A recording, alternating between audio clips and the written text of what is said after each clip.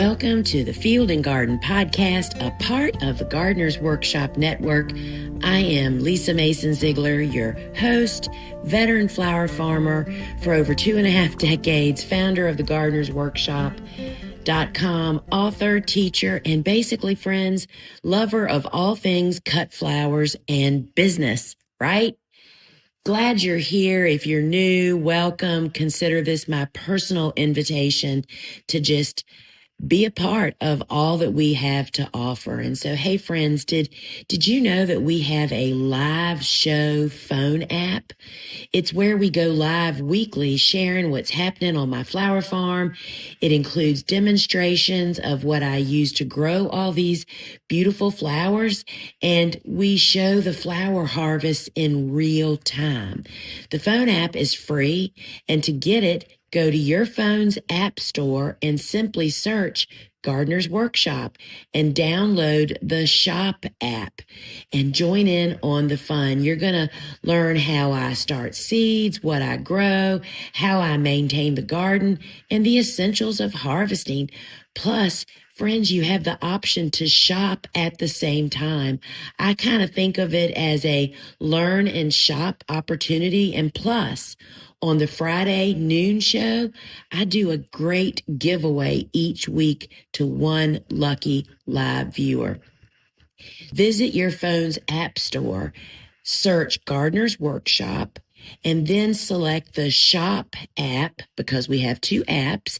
Download it. It doesn't take but a few seconds, and join in on the fun on the next live show or watch the replays. If you're already one of the thousands of viewers, please consider posting a review in the App Store about your experience using the app. It helps us as well as lets other folks know that it's okay to download it. So friends, today I want to talk about something that I wished I had heard 25 years ago. And it's about that business is all about the money and how it is spent. And for flower farmers, it can make or break your business.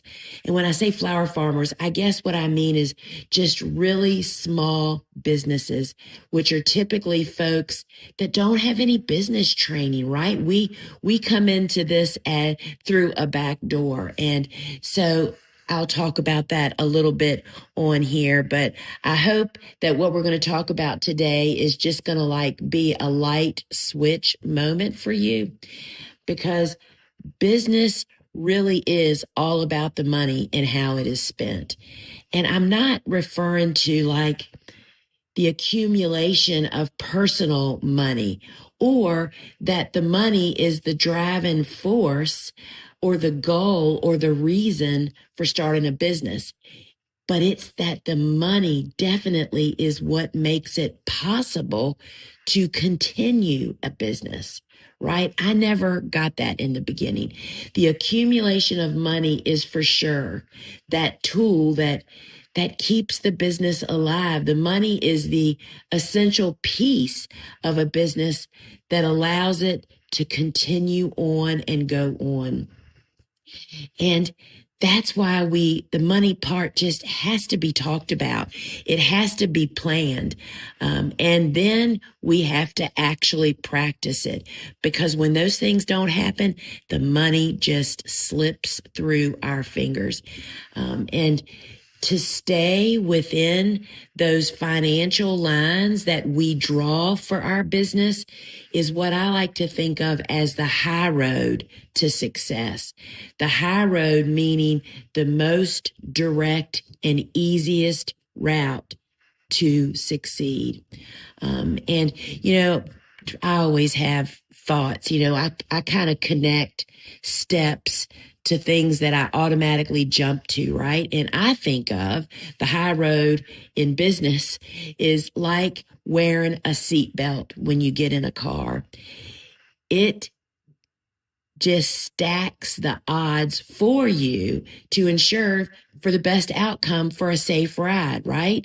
Hopefully you won't ever need the seatbelt, but when that need arises, boy, oh boy, are you grateful that you buckled up, right? That's how I see the high road. You just don't know how much you need it until that day actually comes, that you actually need a lot of the benefits of taking the high road. So another reason to take the money high road, besides stacking the deck of cards for your business instead of gambling against it, is frankly, most of us don't naturally or aren't born naturally with the fortitude to take the low road because, friends, the low road is much more difficult. So what does that low road look like? Literally, it is stumbling from pothole to pothole because of poor, often unplanned choices like, let's just stop and pause for a moment, impulsive purchases like plants and bulbs, or maybe it's jumping ahead and actually spending money on something that will in fact be beneficial to the business, but now is just not the time to make that jump yet because we can't pay for it now, or sustain the loss if it doesn't quite go as planned. And with those, I'm thinking about high investment things like perhaps high investment crops like a peony, which I believe peonies are so beneficial to flower farmers, but that may not be the best thing for you to do in the first year when you don't even know if you're going to continue on, or do you even have customers yet? Or think even bigger than that, and we see people doing it, investing in equipment or infrastructure that is beyond your means at this time, that you can't sustain them, or you can't sustain if it doesn't go the way you think you've planned. These low road moves lead to having to crawl out of more and more potholes. And then one day you're just too darn exhausted to crawl out again. You know, that's what wears us out, is making these decisions, right?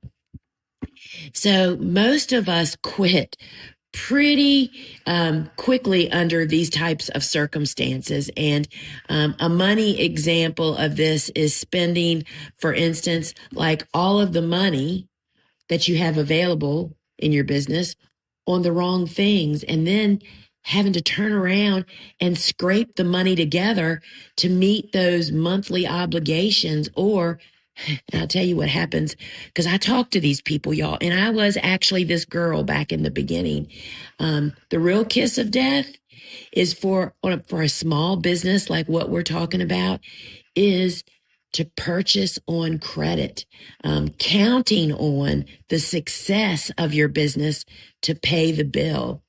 And there are so many ways to get into that kind of trouble when you're on the low road, meaning making unplanned, untimely purchases, right? So the root of taking the high road is having the cash needed to cover monthly expenses. And I have heard and I had read about, because I was in the business world before I got into flower farming. And I did face this problem, but it was so in the weeds that I didn't understand how it actually happened and the function of it. And what I'm talking about is cash flow trouble. That's what a lot of what I'm actually, that's like probably the root of what I'm talking about here today. And it is in fact what kills most businesses. And it's one of those things you never truly understand until the day you face it down. In a nutshell, you run out of money while there are still bills and obligations to pay. And I've heard people talk about it and say, oh, do you have more month than you have money left? That means you still have 2 weeks of month left and your paycheck doesn't come until the first. That is it in a nutshell. So a turning point for me in business was learning that there is a reason for all of that, those troubles, having more month than there is money. And I'm the only one that can control and fix it. Or, and I want to say that that's kind of like you have to just bite the bullet and control it and fix it. Or I can sacrifice the business today, without getting a handle on controlled spending on these impulse buys. And it is so easy, y'all, because most of us got here as gardeners, right? And I mean, how many of us would go to the nursery and come home with a trunk full of plants that we hadn't planned on, we didn't have the money for, and that is perfectly fine when you're a gardener. It's all different today, y'all. It's all different today. And so I just want to point out 3 simple facts that I have kind of figured out that can really put you on that high road instead of unknowingly taking the low road. So the first one is to find the way to accumulate money in the business by following a flower farming business model of the lowest expense with the highest return. In other words, stay off the low road field trips, meaning, I'm telling you, how many times have people commented or posted on social, oh my gosh, XYZ has this incredible offer going on. So I just bought 4,000 tulips or 1,000 perennial liners that I hadn't planned on. I'm not sure where I'm going to put them. That's what I'm talking about, y'all. That is exactly what I'm talking about. In the beginning of your business, this may feel so restrictive, but friends, it's worth that pain now because this leads to the real fun after you succeed and push through this stage of business. It's that whole pain today for the gain of tomorrow, in the truest sense. And this can be applied in so many areas in life. This is like, saving your money in retirement as a person that's now turning 64 in a few weeks, or actually in a couple of weeks. And the reality of retirement and what you did or didn't save or plan for is becoming a reality. And I can't tell you how good it is when you have planned and how bad it is when you haven't planned. I have firsthand experience on both sides of that, in my personal self, my family, my friends, acquaintances. These are the things you start talking about as you are aging out, right? But that is the same basic concept in your business. You have to think of how are you going to make this business go the long road? And I can promise you, if you sit down and talk to people that have been flower farming for 10, 15, 20, 30, and 40 years, I can tell you that they learned this lesson. They either grew up knowing this lesson by parents that taught it to them. I did not have that opportunity. I didn't have business owner parents, and I was not brought up in a home that my mom didn't work. My dad had a basic job. There was never enough money. Money was always tight, I guess. We lived a wonderful life. We had everything we truly needed, but there wasn't extra money. And there was never discussion of saving money. So I had to learn this the hard way through business. So in the beginning, again, you may feel limited, but friends, the reward comes as you successfully draw a line in the sand and saying, today, this is the model that I'm choosing. Low investment, high return. And then we're going to talk about the next 2 steps that help to build your seatbelt for your business, right? So number 2 is really focusing on those high road steps. Make them part of your plan. Make them your goal. And to not get sidetracked, and let those low roads come in and take your money as it accumulates. And this is so much harder than it sounds, y'all. When you start to accumulate some money in your business checking account from doing this, it is so easy to just spend that money. But you need to populate those important goals before you do it, because it is so easy to buy way more plants, seeds, and bulbs than you have customers for. I'm going to tell a story here in a minute about a business person I heard talking. And when I heard that story, it's exactly the way I feel when I read posts or hear testimonials from people, flower farmers that I meet, that talk about their success or their failure story. It's like I can see now, looking back, the writing on the wall. And that is the writing on the wall, folks, is once you start accumulating a little bit of money in your checking account, don't rush to spend it on impulsive purchases, and stick with your guns. I'm just here to just say that over and over again, right? So number 3 is the high road steps that I have found to really make success a reality. The number 1 is, many of you may have already bypassed step number 1, but for those of you that are aspiring flower farmers, dreaming of a flower farm and haven't started yet, my first recommendation is to start that business with cold, hard cash. To not try to start on credit, to not borrow money, to have cash in hand to do it. And I believe that when you follow the model of low investment, high return, $3,000 can do it for pretty much anybody.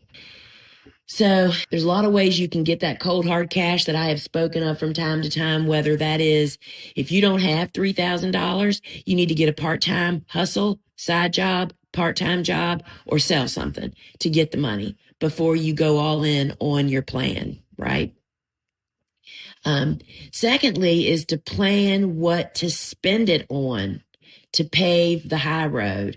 And I believe that business model is by growing annuals, low investment, y'all. You start from seed. You can do that on a bootstrap budget, to build and learn your business.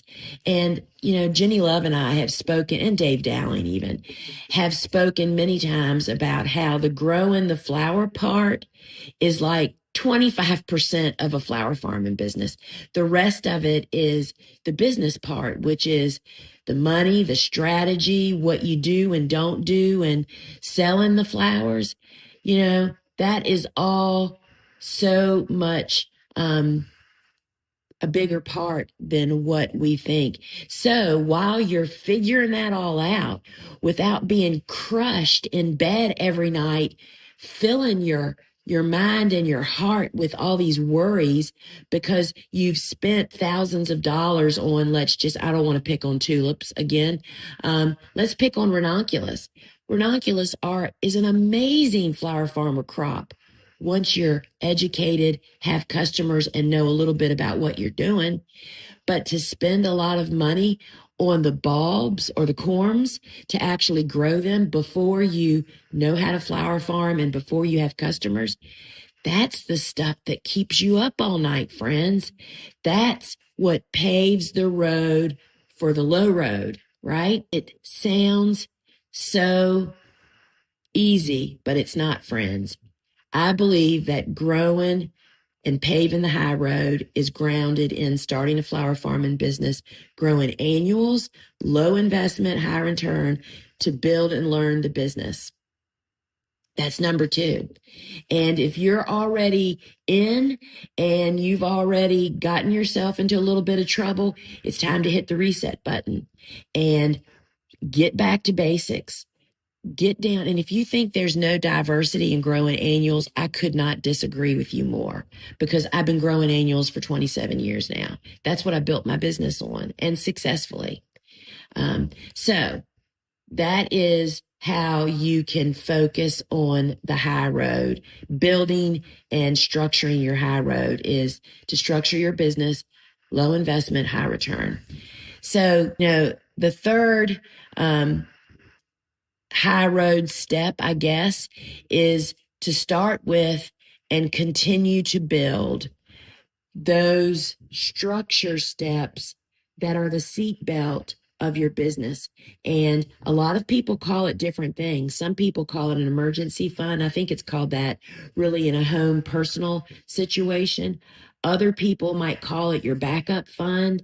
In the business world, they call it retained earnings. And retained earnings is your savings account. That's money you do not touch unless it's in the plan or it is truly an emergency. Let's just say that, I mean, some horrific thing happens. You're cooler. You are growing lots of bulbs, which are in peonies, those crops that are essential to have a cooler for so that you can sit on them, hold them, and keep them in place until you get them to the end customer, whether that's commercial or retail. You have to have them cold or they're going to blow open sitting in your warehouse or in your building, and your cooler croaks. And you don't have, the $5,000 for whatever the repair is. I'm just making this all up as I go, friends. And you need the cash to fix it because it's going to cost you a lot if you don't fix it. That's what an emergency fund is for. It is not for a sale on tulip bulbs, right? Are we getting the gist? So continually building your emergency backup fund, retained earnings fund never ends. So you need to have a set amount, so I'm going to just go down a little rabbit hole here. Let's just say you're just starting out and you've got that $3,000. You're saying, all right, here's my money that I'm going to start the business with. I would take $500 of that money and put it in a savings account. That's the root money. That's the seed money to grow your fund. And that other $2,500 is what you're going to spend to get literally seeds, the minimal seed starting equipment, compost, fertilizer, and irrigation, right? That's what's going to jumpstart your business. Put that money aside. And then every single month, you're going to put whatever percentage you decide you are going to set aside. Because I'm a believer in 5% to retained earnings. And if you just do that from the beginning, you just don't even miss it. That is true when people say that. When you learn to budget with what's left, you really do budget and you spend what you get, right? That's why it's so important to have a plan. And the other thing is that number could be higher for you if you're going to be paying other things out of retained earnings, whether you're giving, taxes, all of those other things, which I'm not going to get all caught up in talking about that. But when I'm talking about retained earnings, this is the money that you use to save your business when you need it. And in the future, once it gets kind of plump, that's the money you use to grow your business. That's the money that you purchase pieces of equipment that are not in your week-to-week budget or infrastructure, right? So those are the three steps to start your model off on a cash basis, and to accumulate money in the business as much as you can, and so that you can focus on the high road steps and just don't get sidetracked, y'all. Put on blinders. And then to follow those success steps to just pave the high road, starting with cash, to spend the money paving the high road once you get cash, to not quickly spend it on unplanned, frivolous, impulsive buys. And then to remember to continually build your retained earnings, because that's what gives you peace of mind and helps you to really sleep better at night, which is what makes us sustainable to go on for year after year. So these steps are really simple, but few of us know about them. And such a basic, simple structure. I know that I didn't.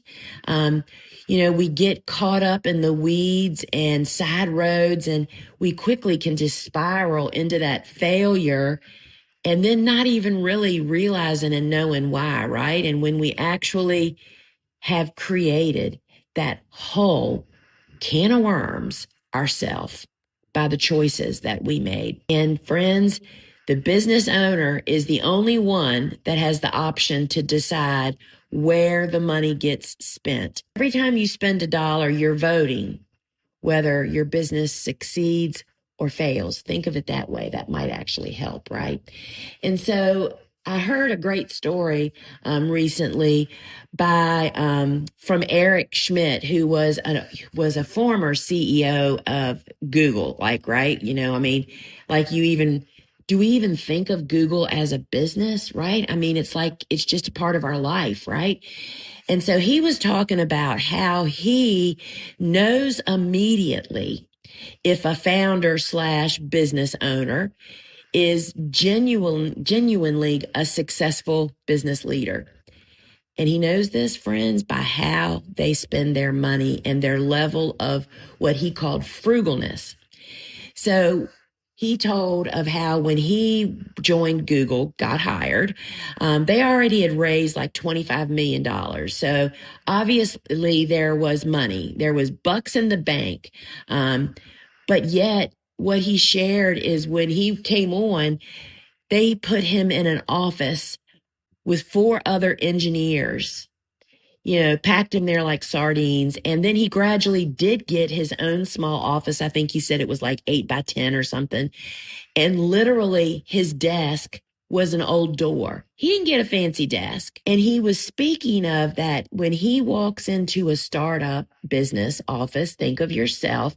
What would somebody think, a successful business owner think, if they walked onto your farm?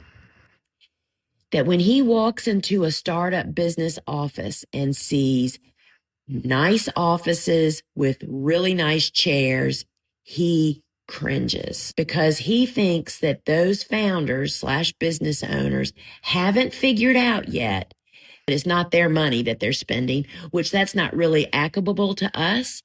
But what he said is that the money should be spent on specifics like sustaining and growing the business, not wasted on non-bottom line affecting things, right?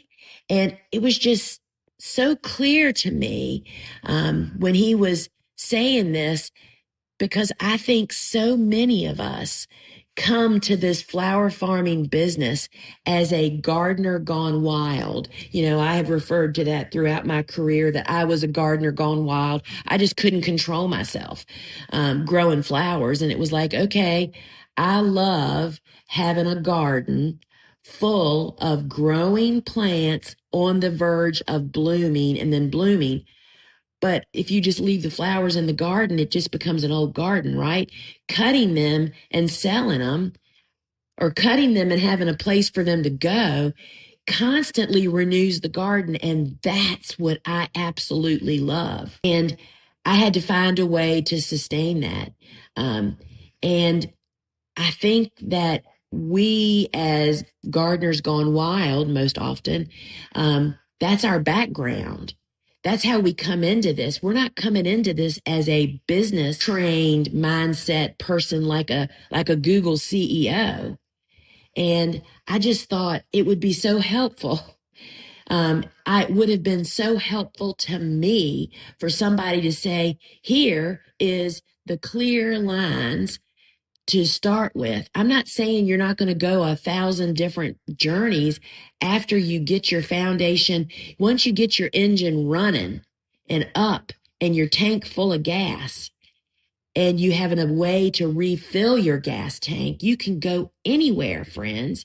So I hope that this helps you as much as it has me.